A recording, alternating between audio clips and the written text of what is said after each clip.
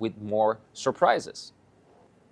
But let's be honest, no one really knows what Donald Trump's exact algorithm is. Or perhaps his algorithm has evolved over time, considering what he had to go through in the interregnum between his first administration and his second administration. He had 4 years of very interesting experiences.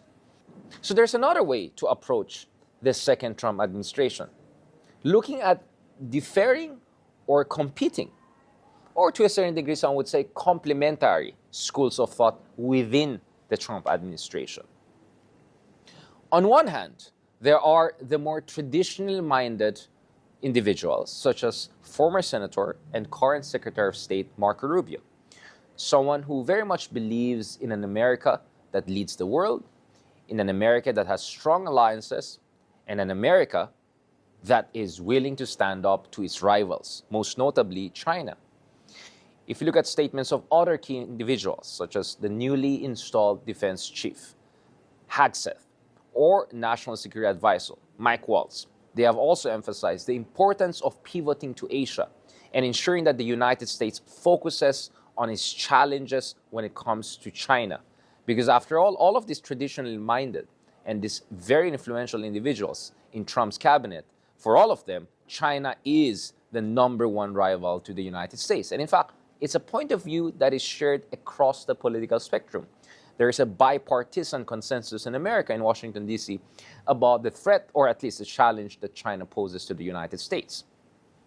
Whether it's DeepSeek, whether it's BYD, whether it's Huawei, whether it's America's military concerns with China, China's hypersonic missile systems, all of these things suggest that China is the other superpower of the 21st century, and is perhaps the only power in recent memory that could end half a millennia of Western hegemony or supremacy in the global order. One of the most influential figures among the more traditional-minded individuals in the Trump administration is Elbridge Colby. He belongs to the so-called prioritizer school of thought.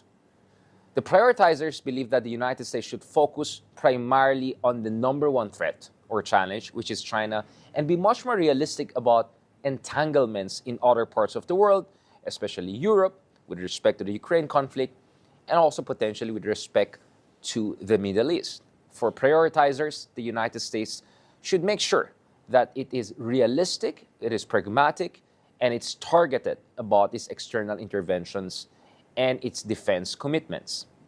If that means ending the war in Ukraine on terms that perhaps will not make Europeans completely happy, if that means cutting a nuclear deal perhaps with Iran that may make some of the regional allies not happy, then so be it, as long as it allows America to focus on the China challenge. In fact, we had Elbridge Colby on this show in earlier seasons when he openly discussed about the importance of Philippines to America's foreign policy and the importance of standing up to China and making sure there's deterrence and there is enough coordination among like-minded powers and allies in this part of the world. Do you think China has already set its sight on a specific strategy? I mean, is there really a grand strategy here aside from making sure Americans don't dominate our adjacent waters, which for many sounds reasonable? I mean, you wouldn't want the Russians or Chinese to dominate.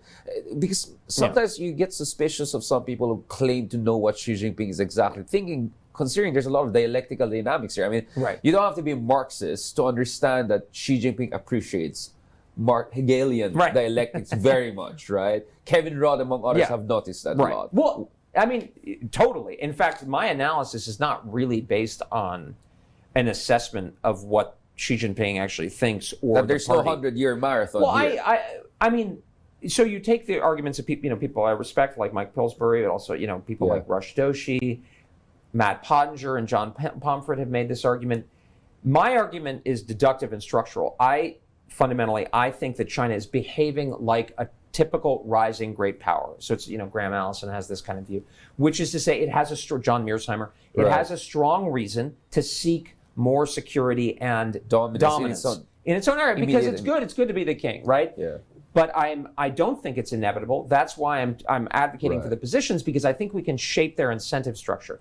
Now, what I do see from other people who watch what the Chinese say more, suggest that they do have a pretty strong plan. I mean, this is a communist government in some ways, 5-year plans made in China 2025, 2039, 2049, 2034. They have a lot of these plans, but I don't think there's, I mean, Mao himself was famous for adapting and changing and so forth.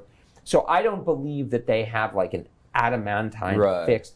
On the other hand, Xi Jinping himself personally, now, the military buildup they're doing and the basing structure suggests they have grand ambitions. Xi Jinping himself personally suggests to me a guy with a man of steel kind of personality, his life experience, exactly. The traumas they went through, personal, all the more the traumas, exactly. I think it hasn't been easy. He's not just the silver spoon, I mean, he really went through it, and he's been committed. And look how he's purged the own and come to dominate his own structure.